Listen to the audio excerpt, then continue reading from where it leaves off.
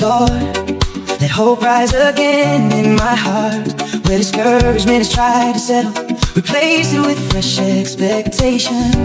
Where I have felt tired of waiting, strengthen my spirit so I will not lose faith in what you have promised. Fill me with hope, let it overflow in my life until doubt has no place to stay.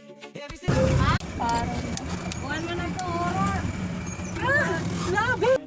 Okay, dito kami sa Escobar Resort. Hi, cow! Mama, there's a cow. It's a It's a cow. cow. Oh, there's an American here. There's an American. Hi, sir. Birthday ni Bambi. Butitin pipi.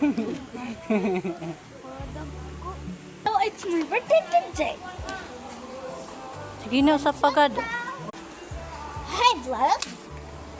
It's my birthday today. Oh, what? Sa, po, There's a fishing here. nandito po kami. Andito po kami sa Escobar. May itong pero may yellow. Ginawa na nilang fish pen. Ano, kadagdag ko.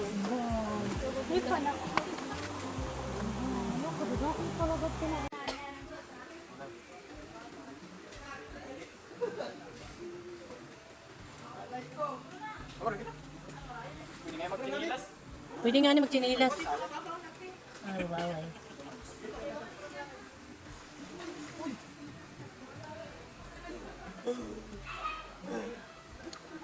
Tagkot.